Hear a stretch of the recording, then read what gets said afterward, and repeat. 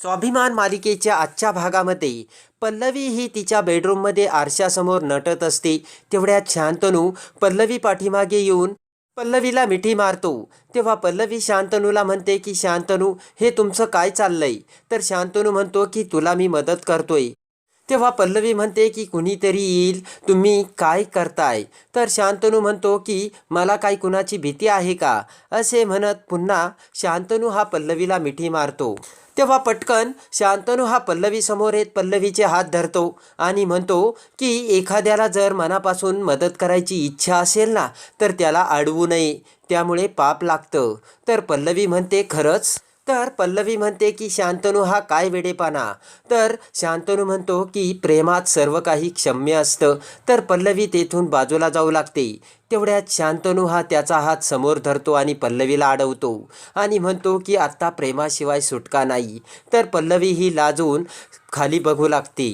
तेवढ्यात पल्लवी समोर बोट करत म्हणते की शांतनू बाबा. तेव्हा शांतनू घाबरत बाजूला होतो. तर शांतनू म्हणतो की पल्लवी, मागच्या वेळेससुद्धा तू असेच केले होते. तेव्हा पल्लवी म्हणते की मागच्या वेळेस तुम्ही पळून गेल्या होतात, आता मी पळून जाते. तेव्हा शांतनू हा हसू लागतो. इकडे आदिती आणि प्रभाकर त्यांच्या बेडरूममध्ये असतात. तर आदिती खूप खुश झालेली असते. तेव्हा प्रभाकर म्हणतो की काय झालंय? तेव्हा आदिती म्हणते की नाही, आज मी काहीच करणार नाही आणि आज मी खूप खुश आहे.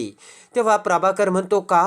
तर आदिती म्हणते की आजकाल शांतनूचे वागणे, माझ्यासोबतचे सर्व काही बदललंय, तू बघतोयस ना. तर आदिती म्हणते की शांतनू आता माझ्या जवळ येत चाललाय, तुझ्या लक्षात नाही येत का? तर प्रभाकर आदितीला मिठीत घेत म्हणतो की माझ्यासुद्धा चांगलंच लक्षात आलंय. तर आदिती म्हणते की तुला आठवतंय प्रभाकर, लहानपणी शांतनू आणि माझी एक टीम होती.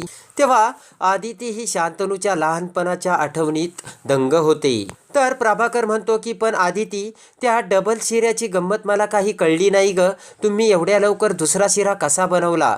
तेव्हा आदिती म्हणते अरे, मोठ्याही किचनमध्ये येऊन पल्लवीला वेळोवेळी तेच सांगत होती की आज प्रसादाचा शिरा मी बनवावा म्हणून. तेव्हा पल्लवीने मला सर्व सांगितलं आणि मी ही तयारीतच होते. तेव्हा वहिनीचं काही काळं निळं चाललंय हे आमच्या लक्षात आलं होतं. तेव्हा मी त्या क्षणी दुसरा शिरा बनवला होता. तेवढ्यातच मोठ्याई आदिती आणि प्रभाकरच्या दरवाजाजवळ येऊन त्यांचे ते सर्व बोलणे पडद्याआडून ऐकत असते. तर आदिती म्हणते की वहिनींची वृत्ती किती घाणेरडी बघितलं का? चक्क प्रसादाच्या शिऱ्यात वहिनीने पाल आणून टाकली. तर प्रभाकर म्हणतो की काय म्हणावं आता या वहिनीला. तर मोठ्याई ते सर्व ऐकत असते. तर प्रभाकर म्हणतो एक मात्र खूप चांगलं झालं, वहिनीचा डाव तिच्यावरच उलटला. तर आदिती प्रभाकर हसू लागतात. तेव्हा मोठ्याही विचार करत म्हणते की अच्छा, म्हणजे आदिती तुला हे सर्व अगोदरपासूनच माहीत होतं तर. पण तू काही काळजी करू नकोस, मी संधी आली की पुन्हा बघ तुझा कसा माज उतरवते ती.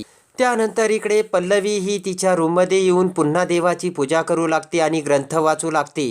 तेवढ्यात मोठे काका येऊन म्हणतात की अगं हे तुझं काय चाललंय? पूजा तर मगाशी केली ना.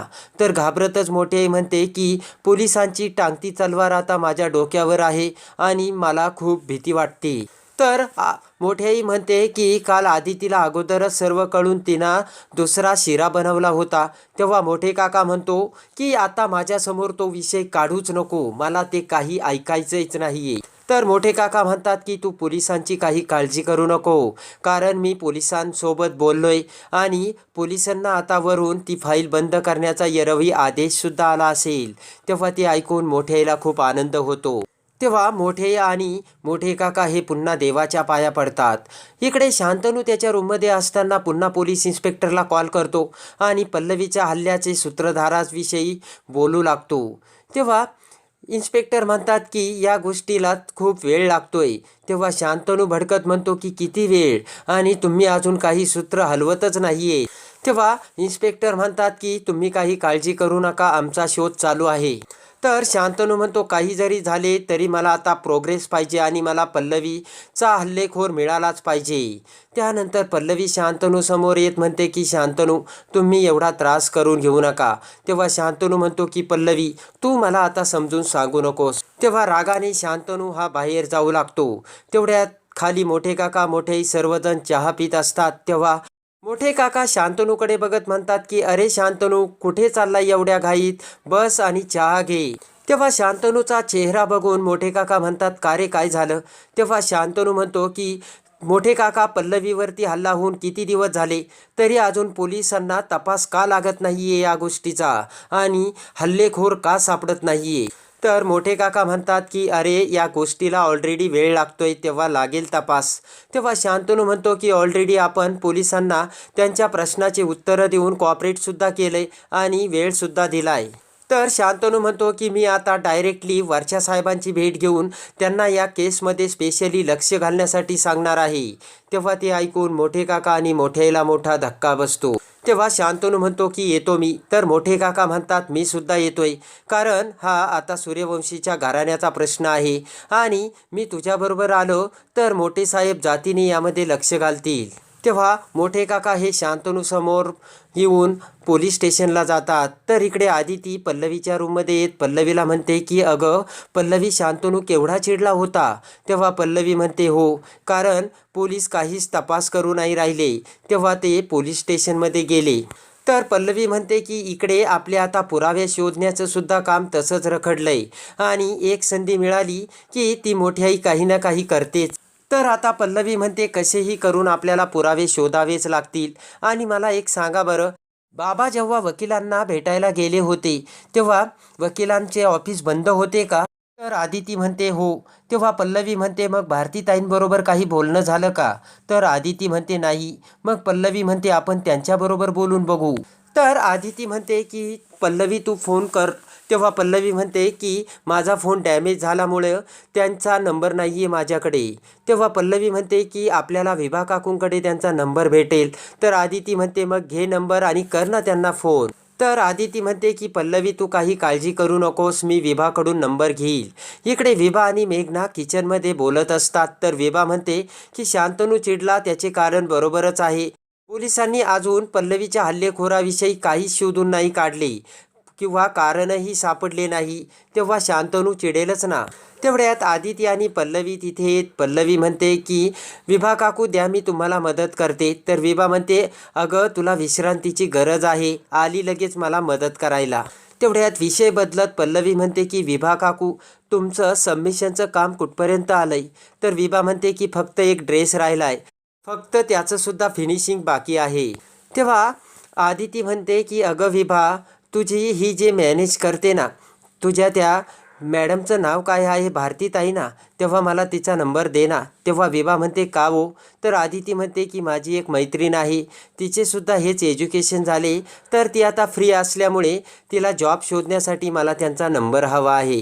तेव्हा विभा ही आदितीला नंबर देते. तर आदिती पटकन तिच्या रूममध्ये येत भारतीताईला कॉल करते, पण भारतीताईचा मोबाईल हा स्विच ऑफ येत असतो. तेव्हा आदिती म्हणते की मी विभाकडून नंबर तर मिळवला, पण आता हा मोबाईल तर स्विच ऑफ येतोय. तर आदिती ही 2-3 वेळा फोन लावते, पण फोन लागत नसतो. इकडे शांतनू आणि मोठे काका हे पोलीस स्टेशनमध्ये वरिष्ठ अधिकाऱ्याची वाट बघत असतात. तेवढ्यात मोठे काका गाडीतून मोठ्याला कॉल करतात आणि सांगतात की वरिष्ठ अधिकारी अजून आलेला नाहीये. तेव्हा शांतनू त्यांची भेट घेण्यासाठी इथेच उभा आहे. तेव्हा आता काय करू? तर मोठे काका म्हणतात की त्या वरिष्ठ पोलीस अधिकाऱ्याने सांगितले की तुमच्या साहेबांनी सांगितल्यामुळे आम्हाला ती फाईल पुन्हा मॅनेज करावी लागू राहिली. तेव्हा आता काय करू मी? असे मोठे काका मोठ्याला बोलतात. तेव्हा मोठे काकाच्या कानात काहीतरी भयानक प्लान सांगते. तर मोठे काका म्हणतात की तुला खात्री आहे ना असंच होईल? तेव्हा मोठे म्हणते माझ्यावरती विश्वास ठेवा. तेव्हा मोठे काका म्हणतात ठीक आहे. त्यानंतर शांतनू आणि मोठे काका घरी येतात. तेवढ्यात शांतनूला फोन येतो. तर शांतनूला फोन आल्यावर शांतनू म्हणतो ठीक आहे, मी लगेच येतो. आणि शांतनू हा जाण्यासाठी निघतो. तर शांतनू म्हणतो की पोलिसांनी आत्ता ताबडतोब बोलावलंय, कारण त्यांना हल्लेखोर सापडलाय. तेव्हा मोठ्याई ही हात जोडत म्हणते की देवाने माझं ऐकलं आणि बरं झालं. तेव्हा आदिती आणि पल्लवी अवाक होऊन मोठ्याईकडे बघू लागतात. तर आता मोठ्याईचा अजून एक प्लान आदिती आणि पल्लवी समोर आला आहे. तेव्हा आता आदिती आणि पल्लवी मोठ्याईचा तो प्लान कसा उधळून लावणार आणि भारतीताईकडून सत्य कसे समजून घेणार, हे बघण्यासाठी आणि स्वाभिमान मालिकेच्या डेली अपडेटसाठी आपल्या चॅनलला लाईक करा, सबस्क्राईब करा.